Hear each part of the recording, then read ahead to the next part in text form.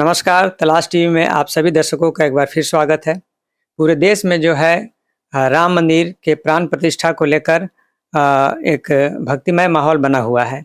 इसको लेकर हम एक सकारात्मक पहल कर रहे हैं, जिसमें लोगों से जाकर विचार ले रहे हैं कि देश में एक सौहार्दपूर्ण या राज्य में हमारे छोटे से गांव शहर में एक सौहार्दपूर्ण वातावरण स्थापित हो। इसको लेकर हम लोगों के विचार रख रहे हैं। इसी क्रम में अभी हम पहुँचे हुए हैं गढ़वा शहर के एक प्रतिष्ठित व्यक्ति परेश तिवारी जी के पास, जो जेएमएम के नेता हैं और साथ ही साथ वे सरकारी वकील भी हैं। तो सबसे पहले सर आपका स्वागत करेंगे हम तलाश टीवी में। जी नमस्ते। पूरा देश भक्तिमय हो चुका है राम मंदिर में भगवान राम के प्रतिमा की प्राण प्रतिष्ठा को लेकर के। ऐसे में आपकी अपनी क्या सोच है? देखिए, राम आस्था की बात है। भगवान राम में सभी लोगों को आस्था है। हमारे यहाँ गंगी जमुनी सहित तहजीब है देश में। सभी धार्मिक आयोजन में बढ़ चढ़ के हिस्सा लेते हैं हिंदुस्तान के लोग।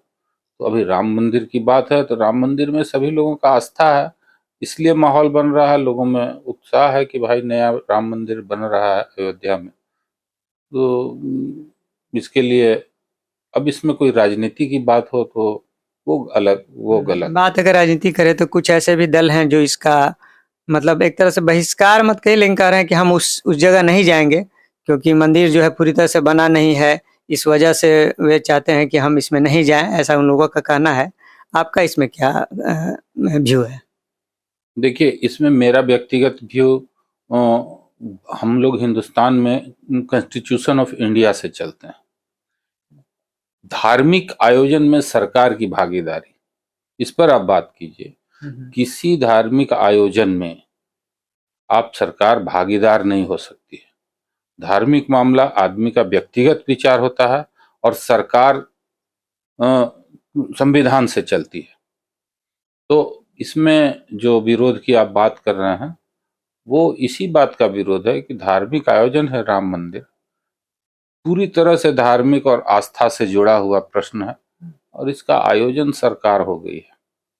कई शंकराचार्य जो हैं वो भी तो इसका विरोध कर रहे हैं। ये देखिए, ये शंकराचार्य और लोग और इन लोग के बारे में मैं नहीं कुछ टिप्पणी कर सकता। सब पूज्य हैं हमारे, शंकराचार्य हों आचार्य हों, वो सारे पूजनीय लोग हैं। उन पर मैं कोई टिप्पणी नहीं कर सकता हूँ। अच्छा, और हम ये पूछना चाहेंगे कि जैसे चलिए जो भी बातें हैं पॉलिटिकल उतना ज़्यादा आप नहीं जाना चाह रहे हैं। उस दिन एक दीपोत्सव का भी कार्यक्रम रखने का जैसा सरकार चला रही है कि भाई हम दीपोत्सव भी करेंगे, ठीक है। तो आपको कैसा लगता है कि दीपावली एक बार पहले भी होता है और फिर अब इस तरह के आयोजन, हमको लगता है कि जब एक बार शुरुआत होगी तो हर साल करने की बातें आएंगी। देखिए, सरकार का कुछ कार्य जो होता है वो विचित्र होता है। कोरोना आया तो ताली बजाइए, कोरोना आया तो थाली बजाइए। अब राम जन्मभूमि पर मंदिर बन रहा है तो दिया जलाइए। इस सरकार की सरकार लोगों को भटकाना चाह रही है वास्तविक मुद्दों से। इलेक्शन का साल है और इसके चलते कुछ इलेक्शन में अपना बेनिफिट पाने के लिए केंद्र सरकार का ये कर रही है और कुछ नहीं है। दीपोत्सव ये ठीक वही है जैसे कोरोना के खुशी में ताली बजा दिया गया, कोरोना आने के खुशी में थाली बजा दिया गया। उसी तरह से दीपोत्सव करा रही है। तो क्या लगता है, माने किन तरह के मुद्दों की आप बात कर रहे हैं जो होनी चाहिए, जिसको भटकाने के लिए सरकार जो है इस तरह के मुद्दे पे जा रही है? देखिए, मैं शुरू से बोल रहा हूँ, ये पूर्णतः धार्मिक मामला है, आदमी के आस्था से जुड़ा हुआ मामला है, पूर्णतः धार्मिक मामला है।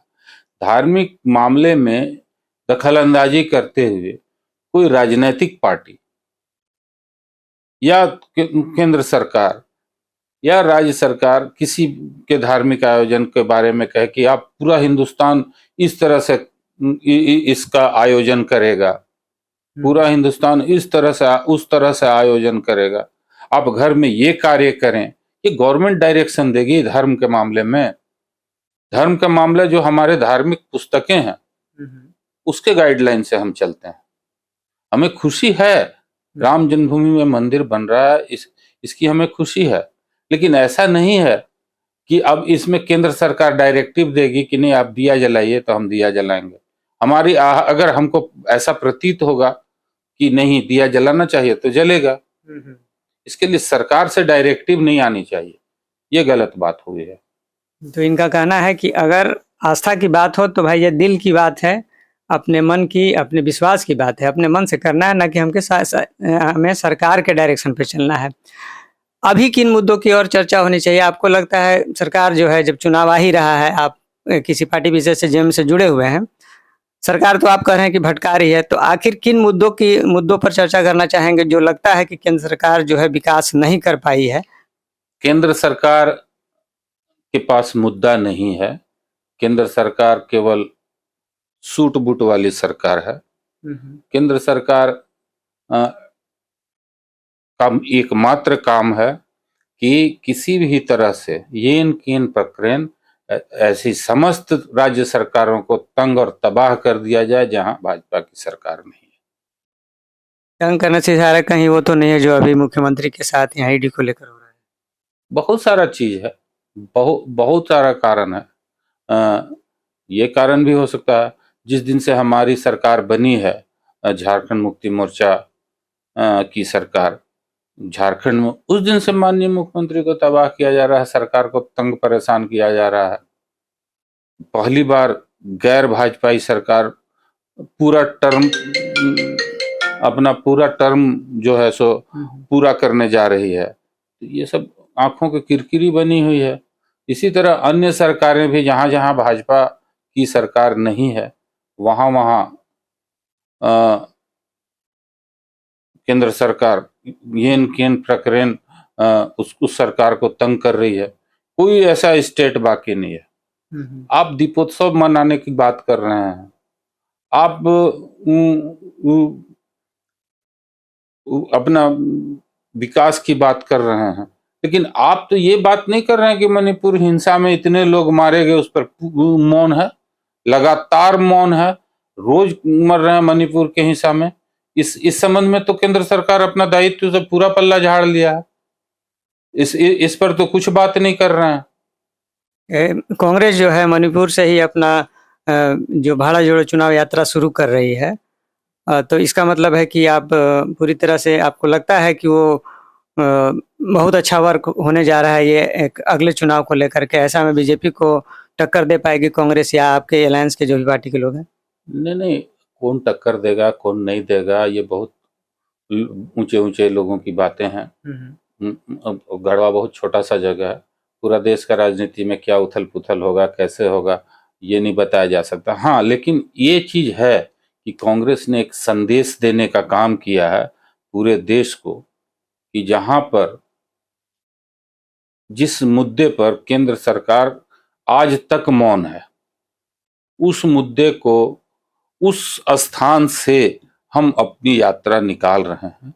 ये पूरे देश को संदेश है कांग्रेस का। चलिए, तो ये थे परेश तिवारी जिनके बाद साथ हम राम मंदिर की चर्चा की, जिससे ये बात निकलकर सामने आई कि ठीक है, आस्था की बात है, आप बिल्कुल ही सौहार्दपूर्ण वातावरण में इस चीज को मनाइए, लेकिन सरकार के निर्देशों के अनुसार हम अपनी आस्था को अपने ऊपर आस्था पर किसी भी तरह का लोड नहीं देंगे, ये बात इनका कहना है। और आस्था पर कभी भी पॉलिटिक्स नहीं हावी होना चाहिए, ऐसा इनका कहना है। सर, बहुत बहुत धन्यवाद कि आपने अपना विचार तलाश टीवी के सामने रखा, हमारे दर्शकों के सामने रखा। हम आशा करते हैं कि इसी तरह के कार्यक्रम आपके सामने लाते रहेंगे और देश के मुद्दों के साथ साथ गढ़वा के विशेष मुद्दों को भी फिर पुनः परेश तिवारी सर जी के साथ हम चर्चा करने के लिए फिर कभी हाजिर होंगे। तब तक के लिए धन्यवाद।